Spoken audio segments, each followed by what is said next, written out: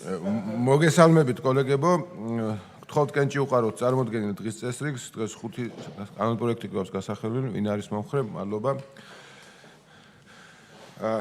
დავიწყოთ პირველი საკითხით, ეს გახლავთ საქართველოს მთავრობის მიერ საკანონმდებლო ინიციატივის წესით წარმოდგენილი საქართველოს კანონპროექტი საქართველოს სარკინიგზო კოდექსში ცვლილების შეტანის შესახებ და გამომდინარე კანონპროექტები. კანონპროექტი წარმოდგენილია მეორე მოსმენით, მოხსენებელი საქართველოს ეკონომიკის და მდგრადი განვითარების მინისტრის პირველი მოადგილე ქალბატონი ნინო ენუქიძე. ქალბატონი ნინო, გისმენთ და გთხოვთ მუხლობრივად გავყვეთ და მოგესალმებით, მეორე მოსმენით წარმოგიდგენთ სარკინიგზო კოდექსში ცვლილებებს და ასევე მისგან გამომდინარე ქონების შესახებ საქართველოს კანონში ცვლილებებს, როგორც მოგეხსენებათ, კანონპროექტით დაუშვებელი ხდება მოქმედი მაგისტრალური სარკინიგზო ლიანდაგების და მათი დამცავი ზონების როგორც განკარგვა, ასევე პრივატიზება და შესაბამისად ყველა მუხლში იყო წარმოდგენილი შენიშვნები ტექნიკური და ასახული აი მუხლობრივად გავყვეთ და შესაბამისად დავიწყოთ მაშინ. საქართველოს სარკინიგზო კოდექსში ცვლილების შეტანის შესახებ მუხლი პირველი განხორციელდა თუ არა ცვლილება? დიახ, რედაქციული ხასიათის ცვლილებები განხორციელდა. მუხლი მეორე? ასევე. მუხლი მესამე? შენიშვნების გარეშე იყო. შემდეგი სახელმწიფო ქონების შესახებ საქართველოს კანონში ცვლილების შეტანის თაობაზე. მუხლი პირველი განხორციელდა თუ არა ცვლილება? დიახ, რედაქციული ხასიათის ცვლილებები განხორციელდა. მუხლი მეორე? შენიშვნების გარეშე. კარგით, ეს არის კოლეგებო, კითხვები ხომ არ გაქვთ? გთხოვთ კენჭი უყაროთ წარმოდგენილ კანონპროექტებს, ვინ არის მომხრე, მადლობა. გადავიდეთ შემდეგ საკითხზე, ეს გახლავთ საქართველოს მთავრობის მიერ საკანონმდებლო ინიციატივის წესით წარმოდგენილი კანონპროექტი საავტომობილო გზების შესახებ საქართველოს კანონში ცვლილების შეტანის თაობაზე და გამომდინარე კანონპროექტები. აღნიშნული კანონპროექტის წარმოდგენილი არის მეორე მოსმენით.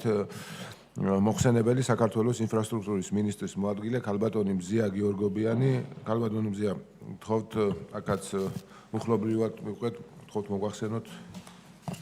მოგესალმებით.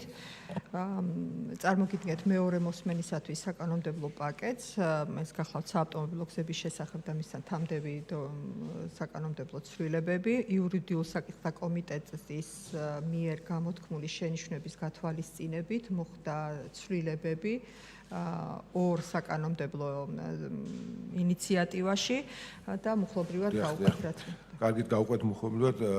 პირველი საავტომობილო გზების შესახებ საქართველოს კანონში ცვლილების შეტანის თაობაზე. მუხლი პირველი განხორციელდა თუ არა ცვლილება? მუხლ პირველში არ განხორციელდა ცვლილება. მუხლი მეორე განხორციელდა თუ არა ცვლილება? მუხლ მეორეში განხორციელდა ცვლილება. იურიდიულ საკითხთა კომიტეტის მიერ გამოთქმული შენიშვნის გათვალისწინებით და შემოთავაზების გათვალისწინებით, რაც ადმინისტრაციულ სამართალდარღვევათა კოდექსის წარმოდგენის ცვლილებაში ჰქონდა ასახული, გადმოტანილი არის საავტომობილო გზების შესახებ კანონში და შესაბამისად მოხდა შესაბამისი ცვლილება.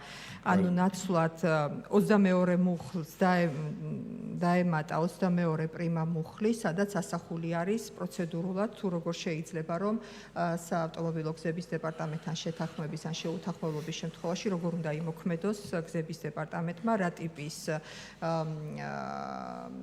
სამართლებრივი სანქციები შეიძლება დაწესდეს და შესაბამისად მოხდეს მისი აღსრულება, როგორი სახით უნდა მოხდეს მისი აღსრულება.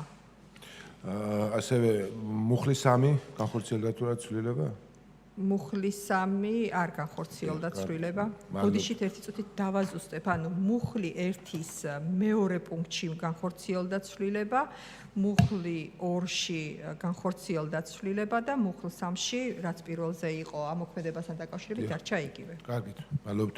შემდეგ საქართველოს ადმინისტრაციულ სამართალდარღვევათა კოდექსში ცვლილების შეტანის შესახებ მუხლი პირველი განხორციელდა თუ არა ცვლილება? მუხლ პირველში განხორციელდა ცვლილება. და დაემატა 40 პრიმა მუხლი, რომ შესაბამისი ფორმულირებით, ასევე დარჩა 134 მუხლის მეორე ნაწილი იგივე რედაქციით, დაემატა სხვა ფორმულირებით 194 სეკუნდა და ასევე შენიშვნა ჩამოყალიბდა სხვა ფორმულირებით. ისევე როგორც მუხლი 220 პრიმა ჩამოყალიბდა სხვა რედაქციით და დაემატა 55 პრიმა ნაწილი სხვა რედაქციით. 252 მუხლის მე-9 და მე-10 ნაწილები ჩამოყალიბდა სხვა რედაქციით, ანუ დაზუსტდა რეალურად. ასევე 268-ს მე-3 ჩამოყალიბდა სხვა რედაქციით, ანუ რეალურად ძირითადი ცვლილება განხორციელდა, რომ თავის დროზე მითითებული იყო მთელ ტექსტში უშუალოდ გზების დეპარტამენტს საავტომობილო გზებთან მიმართებაში, თუ ვინ ახორციელებდა და მთლიანად დაზუსტდა მთელ ტექსტში, რომ ნაცვლად საავტომობილო გზების დეპარტამენტისა მიეთითა ინფრასტრუქტურის სამინისტროს სისტემაში შემავალი შესაბამისი ორგანო, შესაბამისად ამ ნაწილში დაზუსტდა. ასევე ამოქმედებასთან და ინფორმაციის განთავსებასთან დაკავშირებით თარიღები დაზუსტდა 194 სეკუნდაში და ფორმულირებები თუ როგორ უნდა მოხდეს განთავსება ინფორმაციის, ვინ შეიძლება იყოს ამ სამართალდარღვევასთან მიმართებაში პირი, რომელთანაც უნდა მოხდეს შესაბამისი დოკუმენტის ჩაბარება და ასევე 272 მუხლის პირველი ნაწილის სეკუნდა პუნქტი ჩამოყალიბდა საფარის დაჭუჭყიანებასთან დაკავშირებით, როგორც აღვნიშნე გზების დეპარტამენტის ნაწილზე, ასევე სხვა ფორმულირებით ჩამოყალიბდა მუხლი 290-ის მე-11. ეს იყოსო. კარგით. რაც შეეხება მუხლი 2, აქ ცვლილება არ განხორციელება. კარგით და მესამე ნარჩენების მართვის კოდექსში ცვლილების შეტანის შესახებ აქაც ცვლილებები არ განხორციელებულა. არც მუხლ პირველში და არც არა. კარგით, მადლობთ. კოლეგებო, კითხვები ხომ არ გვაქვს აღნიშნულ კანონპროექტთან დაკავშირებით? გთხოვთ კენჭი უყაროთ, ვინ არის მომხრე? დიდი მადლობა. მადლობთ ქალბატონიმზეა. გადავიდეთ შემდეგ საკითხზე. ეს გახლავთ საქართველოს პარლამენტის წევრების მიერ საკანონმდებლო ინიციატივის წესით წარმოდგენილი საქართველოს კანონპროექტი საქართველოს სივრცის დაგეგმარების არქიტექტურული და სამშენებლო საქმიანობის კოდექსში ცვლილების შეტანის შესახებ. აღნიშნული კანონპროექტი წარმოდგენილი არის მეორე მოსმენით მოხსენებელი საქართველოს პარლამენტის წევრი ბატონი ლევან მაჭავარიანი. ბატონო ლევან, გთხოვთ აქაც უხლობრივად რომ გავყვეთ. მადლობა ბატონო შოთა. დაჩქარებული წესით მეორე მოსმენით წარმოგიდგენთ კანონპროექტს საქართველოს სივრცის დაგეგმარების არქიტექტურული სამშენებლო საქმიანობის კოდექსში ცვლილების შეტანის შესახებ. გავყვეთ საქართველოს სივრცის დაგეგმარების არქიტექტურული და სამშენებლო საქმიანობის კოდექსში ცვლილების შეტანის შესახებ. მუხლი პირველი განხორციელდა თუ არა ცვლილება? განხორციელდა პარლამენტის იურიდიული დეპარტამენტის შენიშვნების შესაბამისად გასწორდა აქვე პუნქტი.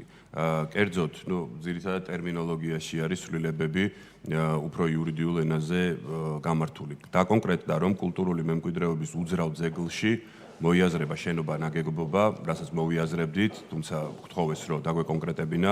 ტერმინი ნამატი ფართობი შეიცვალა ტერმინით გაზრდილი ფართობი, იურიდიულად ასე უფრო გამართულიაო და ასევე ჩანაწერი პირველი კლასის სამუშაოები შეიცვალა პირველი კლასის შენობა ნაგებობა და მშენებლობით. ესეც, გითხრეს, რომ იურიდიულად გასაგები არის. კარგით, მუხლი მეორე განხორციელდა. ხო. კოლეგებო, კითხვები ხომ არ გვაქვს აღნიშნულთან დაკავშირებით? გთხოვ კენჭი უყაროთ წარმოდგენილ კანონპროექტს, ვინ არის მომხრე? მადლობთ ბატონო ლევან. მე ბატონ ირაკლის ვთხოვ, რომ მეოთხე საკითხი მან გამოიტანოს, რადგან მოგესალმებით ბატონო თავმჯდომარე და მოგესალმებით ძვირფასო კოლეგებო.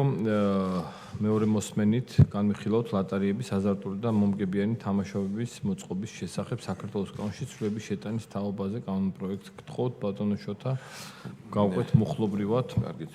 მუხლი პირველი განხორციელდა თუ არა?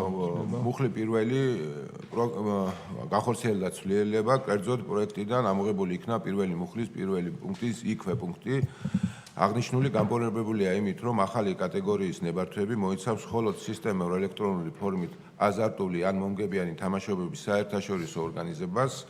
ამ საქმიანობის სპეციფიკიდან გამომდინარე სპეციალურად მოწყობილი ფიზიკური სივრცე, ეგრეთ წოდებული სალარო ნებართვის გაცემის მიზნებისთვის წინაპირობას აღარ წარმოადგენს, შესაბამისად მიზანშეწონილია სალაროს განმარტება კანონის მოქმედი რედაქციის შესაბამისად უცვლელად შენარჩუნდეს. ეს იყო მუხლი მეორე. მუხლი მეორე ცვლილება არ განხორციელებულა, მუხლი მესამე. ცვლილება არ განხორციელებულა. ლიცენზიებისა და ნებართვის შესახებ საქართველოს კანონში ცვლილების შეტანის თაობაზე. მუხლი პირველი. ცვლილება არ განხორციელებულა, მუხლი მეორე. აქაც ცვლილება არ განხორციელებულა. სალიცენზიო და სანებართო მოსაკრებელის შესახებ საქართველოს კანონში ცვლილების შეტანის თაობაზე. მუხლი პირველი.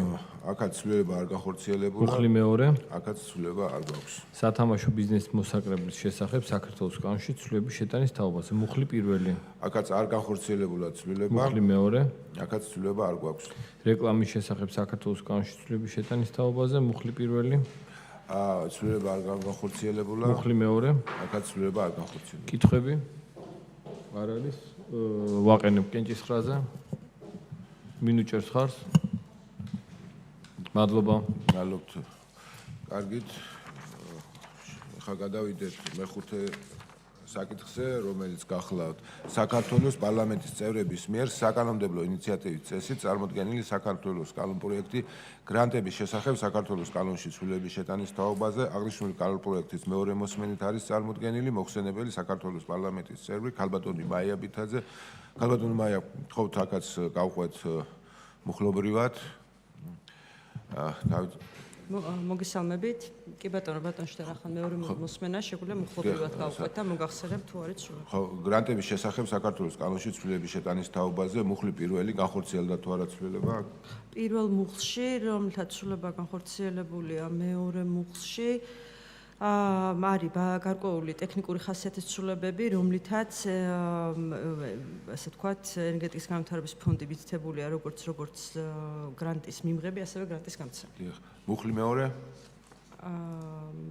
აქ პირველში შემდგომ მუხლმეს, რომელთაც მუხლმესამე შედის ცვლილებები, გარკვეული სიტყვები წაიშალა ტექნიკური ხასიათის, ზედმეტი იყო რედაქციულად ჩათვალოთ, კი ბატონო. მეტი ცვლილება არ არის პირველ მუხლში. დიახ. და მეორე მუხლშიც ვადები უცვლელი. კარგით. კოლეგებო, კითხვები ხომ არ გვაქვს? ამ კანონპროექტთან დაკავშირებით, გთხოვთ კენჭი უყაროთ, ვინ არის მოხრე? მადლობა, მადლობთ ქალბატონო მაია. მადლობა. დღევანდელი კომიტეტის ცნობა ამით დასრულებულია, წარმატებულ დღეს გისურვებთ.